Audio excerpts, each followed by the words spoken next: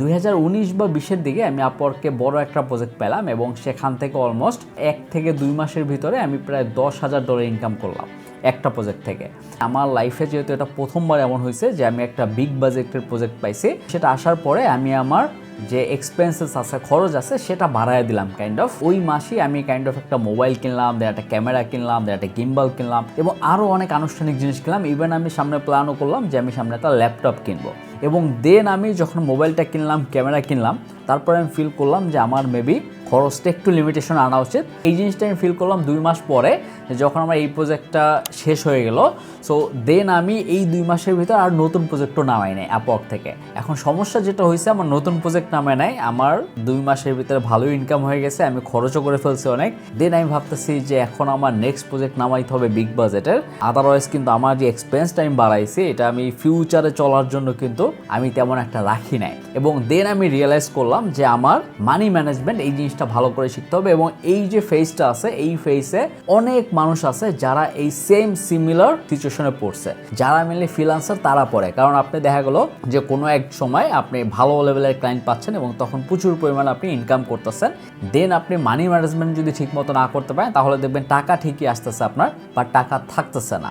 এই জিনিসটা তখন রিয়েলাইজ করার পর থেকে আমি তারপর থেকে মানি ম্যানেজমেন্ট জিনিসটা শুরু করলাম, যে আমার মানিটা ম্যানেজ করতে হবে। পরে দেখা যেতে পারে আমার 3 থেকে 4 মাস কোনো ক্লায়েন্ট নামলোই না, বা আমি সিক হইলাম, বা যে কোনো একটা কারণবশত আমি কাজ নামাতে পারলাম না, বা যে কোনো কারণে আমার যদি অ্যাকাউন্টটা সাসপেন্ড হয়ে যায়, দেন আমি কি করব। আজকে ভিডিওতে আমি এটাই আপনাদের বলবো, নতুন ফ্রিল্যান্সাররা যখন ফ্রিল্যান্সিংটা শুরু করে, এট এ টাইম গিয়ে যে 3টা মারাত্মক ভুল করে থাকে, যে কারণে তাদের টাকা পয়সা বেশি দিন থাকে না, বা তারা টাকা ইনকাম করলেও সেটা স্থায়ীভাবে তাদের কোনো ফিউচারের ক্ষেত্রে কাজে লাগে না। এখন এক্স্যাক্টলি আপনাদের 3টা ভুল বলবো, এবং আপনারা কিভাবে ভুল থেকে শুধরাবেন এবং কিভাবে আপনার টাকাটা ম্যানেজ করবেন, সেটাও আমি এই ভিডিওতে বলে দিব। এবং এটা খুবই ইম্পর্টেন্ট একটা ভিডিও হতে যাচ্ছে, কারণ হলো আপনার লাইফে আপনি টাকা ইনকাম করলেন, বা সেটা যদি ধরে না রাখতে পারেন, সেটা যদি আপনি ফিউচারের ক্ষেত্রে ঠিকভাবে ম্যানেজ না করতে পারেন, তখন কিন্তু আপনার ওই টাকাটা ইনকাম করা বা আপনি ইনকাম করছেন, এটা থেকে তেমন একটা লাভ হচ্ছে না। প্রথম যে বড় ভুলটা, সেটা বেশিরভাগ মানুষ করে থাকে, অলমোস্ট যারা ফ্রিল্যান্সার আছে তাদের most of the people same ভুলটা করে, যেটা আমিও আমার লাইফের ক্ষেত্রে করছিলাম। আপনি যখন এট এ টাইম আপনার ইনকামটা ভালো করতেছেন, তখন সাথে সাথে আপনার লাইফস্টাইলটা আপগ্রেড করে ফেলেন। এখন লাইফস্টাইল আপগ্রেড করলে যে প্রবলেমটা হয়, যে আপনি ইনকাম করতেছেন এখন মনে করেন যে মাসে 2 লাখ 3 লাখ টাকা, বাট আপনি লাইফস্টাইল আপগ্রেড করে ফেলেন এবং সেখানে আপনার খরচ হইতেছে 80,000, 1 লাখ টাকা, 1.5 লাখ টাকাও খরচ হচ্ছে সামটাইম।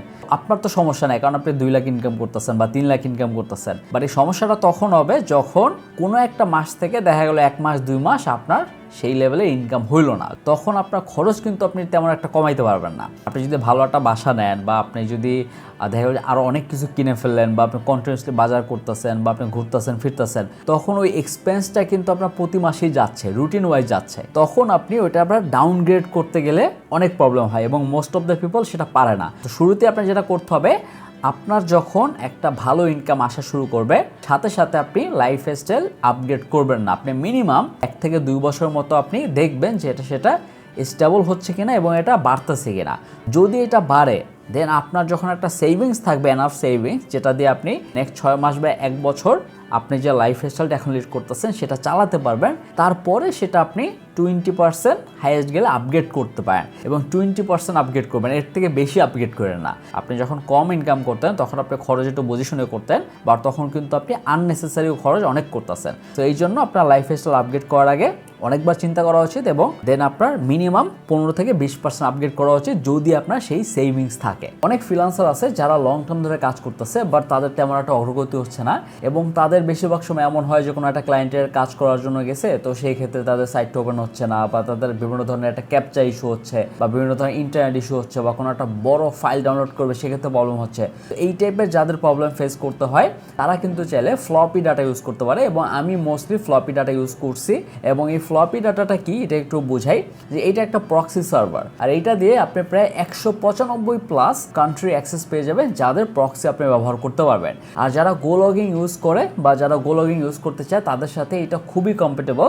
আর এই ফ্লপি ডাটা দিয়ে আপনি যদি কোনো একটা ব্যাংকে পেমেন্ট করেন বা কোনো একটা পেমেন্ট গেটওয়েতে আপনি যখন পেমেন্ট করতে যাবেন, তখন যারা স্ট্যাটিক রুট ইউজ করতে চায় বা স্ট্যাটিক প্রক্সি ইউজ করতে চায় তারা কিন্তু চাইলে ইজিলি এই ফ্লপি ডাটা ইউজ করতে পারবে। আর সেখান থেকে কোনো একটা পেমেন্ট ফেইল হবে না বা কোনো একটা ক্যাপচা চাবে না বা কোনো একটা আনইউজুয়াল অ্যাক্টিভিটি হবে না। তো এটা অ্যাকুরেটভাবে এটা কাজ করবে। এখন আপনি বাংলাদেশে আছেন এবং বিভিন্ন দেশে ক্লায়েন্টের সাথে আপনার ডিল করতে হচ্ছে, সেই ক্ষেত্রে এই ফ্লপি ডাটা দিয়ে আপনি ইজিলি পারবেন। এবং এই ফ্লপি ডাটা যদি আপনি দেখেন, এখানে যদি লোকেশনে যাচ্ছে এখানে দেখেন, তাহলে দেখবেন এখানে ভ্যারাইটিস ধরনের লোকেশন অলরেডি দেওয়া আছে এবং এই প্রতিটা লোকেশনের ক্ষেত্রেই প্রপারলি কাজ করে। এটা কোনো যে ইনঅ্যাকুরেসি আসে না বা কোনো একটা আনইউজুয়াল অ্যাক্টিভিটি আসে না। তো যারাই আসলে প্রক্সি ব্যবহার করতে যাচ্ছে এবং তাদের কাজটাকে আরো স্মুথ করতে যাচ্ছে বা আরো ফাস্ট করতে যাচ্ছে, তারা কিন্তু চাইলে এই ফ্লপি ডাটা ইউজ করতে পারে।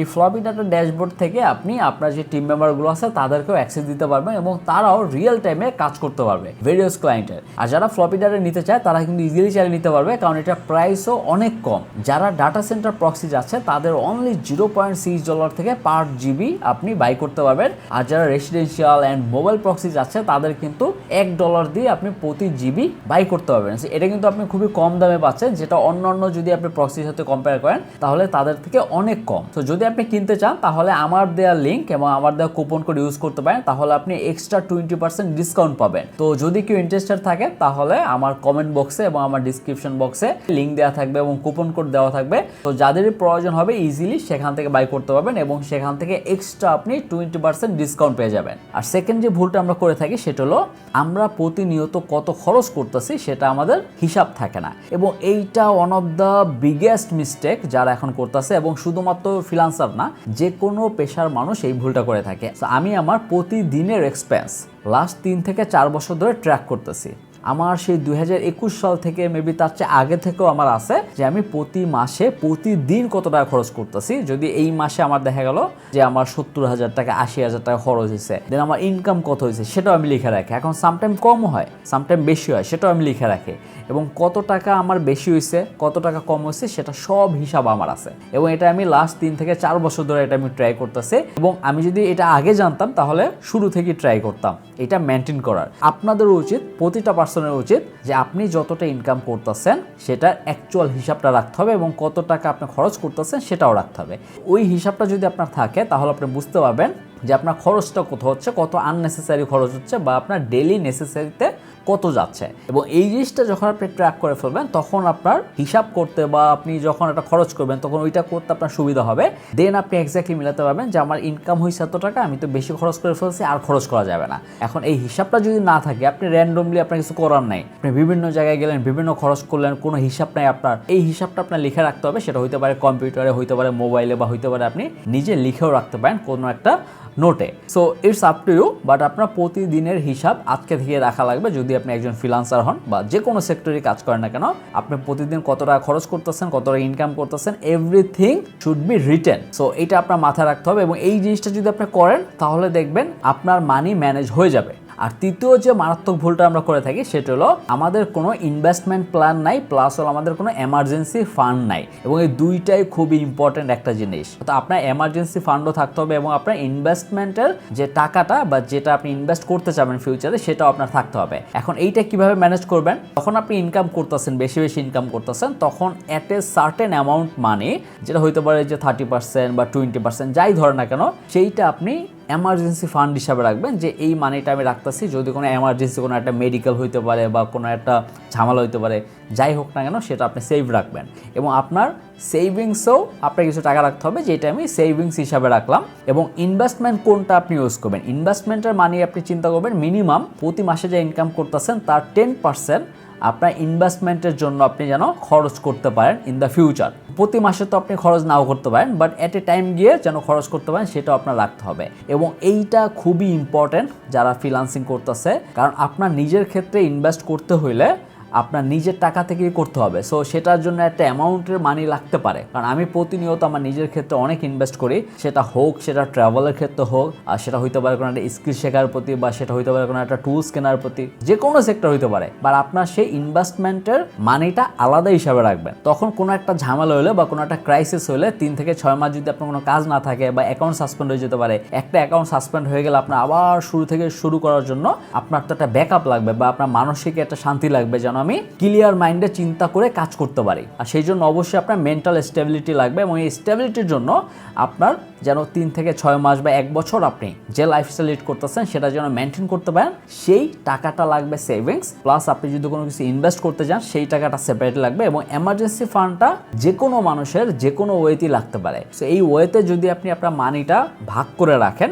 তাহলে কিন্তু আপনার ফ্রিল্যান্সিং লাইফে ফিউচার তেমন একটা প্রবলেম হবে না, এবং আপনি টাকা ধরে রাখতে পারবেন। এবং মোস্ট অফ দ্য পিপল যারা কন্টিনিউয়াসলি ফ্রিল্যান্সিং করতেছে, এখন অনেক সময় হয়েছে যে আপনার টাকা আসতেছে না বা আপনি বিগিনার লেভেলে আছেন, তখনও কিন্তু আপনি এটা করা উচিত। এবং তখন দেখা গেল যে আপনি হয়তোবা যাই ইনকাম করতেছেন তাই খরচ করতে হচ্ছে, এটা ব্যাপার না। বাট এট এ টাইম গিয়ে 6 মাস 1 বছর পর যখন আপনি লং টার্ম ক্লায়েন্ট পাচ্ছেন বা আপনি বেশি ক্লায়েন্ট পাচ্ছেন, তখন এটা মেনটেন করা ম্যান্ডেটরি এবং ফর এভরিবডি। যদি আপনি না করেন তখন দেখবেন যে বেশিরভাগ মানুষ, অনেক মানুষ আছে এরকম যারা এট এ টাইম গিয়ে ঝরে পড়ে। অ্যাজ এ ফ্রিল্যান্সার তারা হয়তো বা কোনো সময় টপ রেটেড ছিল, টপ রেটেড প্লাস ডেভেলপার ছিল বা ডিজাইনার ছিল, তারা এট এ টাইম গিয়ে ভেঙে পড়ে, কারণ তাদের মানি ম্যানেজমেন্টটা ঠিক ছিল না, তারা প্রপারলি টাকাটা ধরে রাখতে পারে নাই। তো একটা কথা আছে যে স্বাধীনতা অর্জনের চেয়ে রক্ষা করা কঠিন, এবং সেম ভাবে টাকাটা ইনকাম করার চেয়ে টাকাটা ধরে রাখাটা অনেক কঠিন। এবং যদি আপনি এভাবে ম্যানেজ করতে পারেন তাহলে অবশ্যই আপনি ধরে রাখতে পারবেন।